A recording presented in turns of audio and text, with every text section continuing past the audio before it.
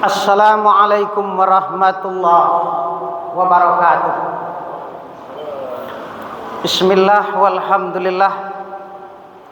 Asyhadu an la ilaha illallah wahdahu la syarikalah wa asyhadu anna Muhammadan abduhu wa rasuluh sallallahu alaihi wasallam la nabiyya ba'dah.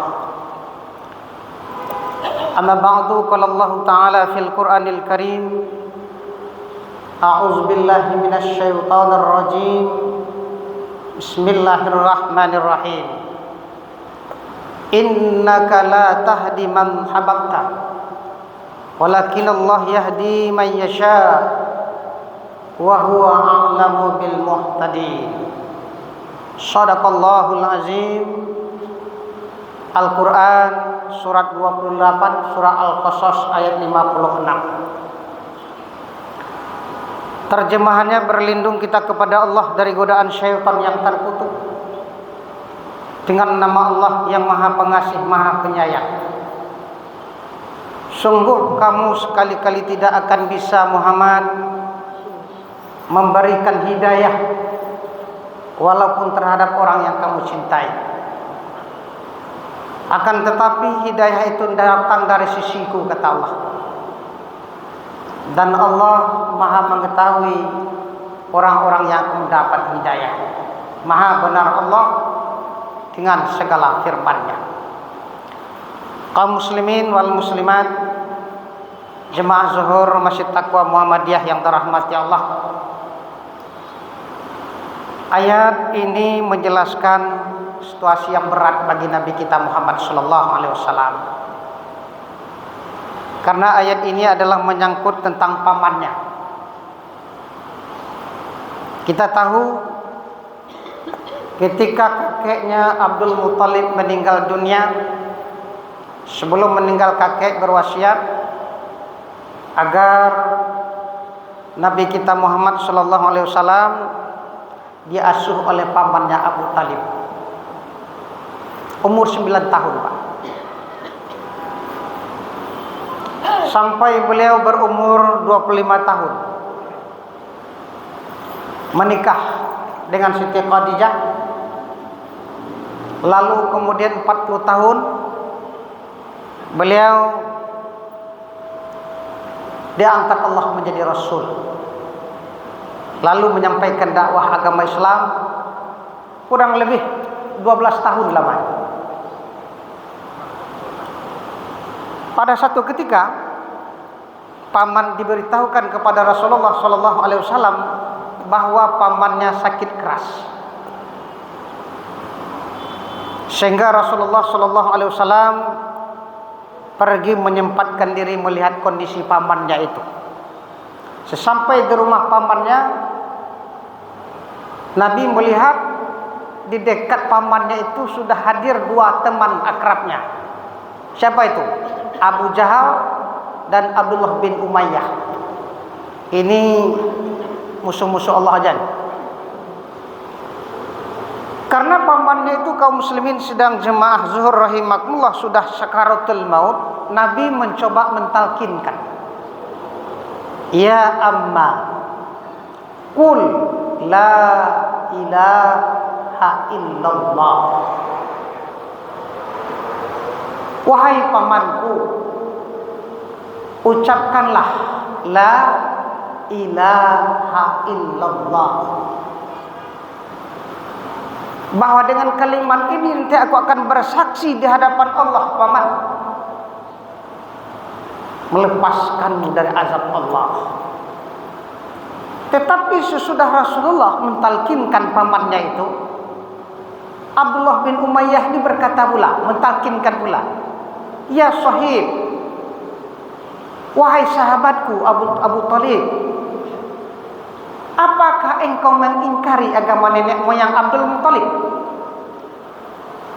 Apakah engkau mendustai agama nenek moyang kita menyembah Lata dan Uzza? Itu maksudnya itu.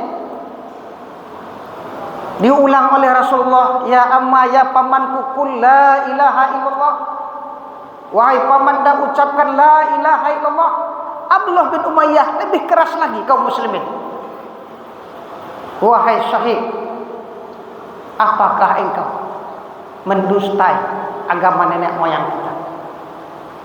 Sehingga kaum muslimin sedang jemaah rahimakumullah, menurut riwayat pamannya ini mati dalam keadaan musyrik.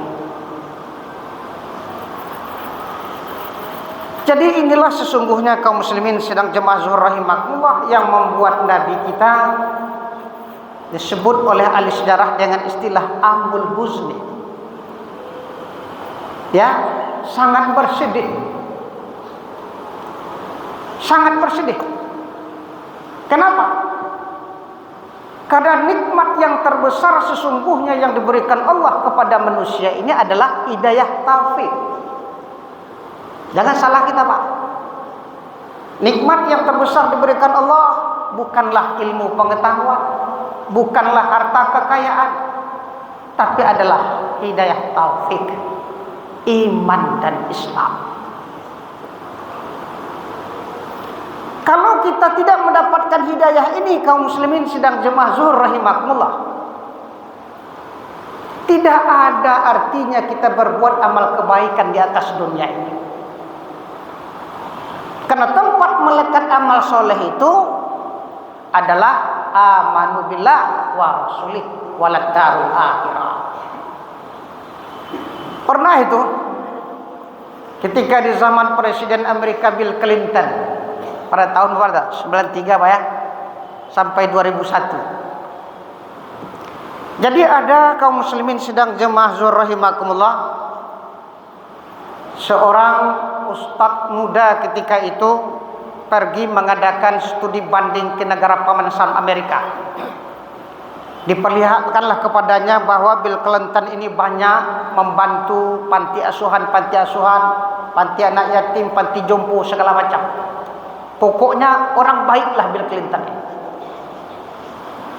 Begitu pulang dari Amerika, ustadz itu mulai mengkaji bahwa Bill Clinton Presiden Amerika ini banyak amal solehnya. Jemaah yang memahami Al-Quran tentu dia banyak terkesima. Terkesima Pak. Iyo sebenarnya itu Ustaz, iyo aku saksikan sendiri. Banyaknya mendirikan panti asuhan, panti usaha anak yatim, orang tua jompo, segala macam. Lupa Ustaz dengan Al-Quran. Allah mengatakan di dalam Al-Quran, sebagaimanapun hebatnya manusia berbuat amal kebaikan di atas dunia ini, tapi kalau tidak beriman kepada Allah Subhanahu wa taala, ulaika habitat a'maluhum wa finnarihum khalidun. Hapus semua amal kebaikannya dan dia tetap masuk neraka jahanam kekal selama-lamanya. Jadi kita beruntung kaum muslimin sedang jemaah zuhur rahimakumullah mendapat hidayah iman dan Islam.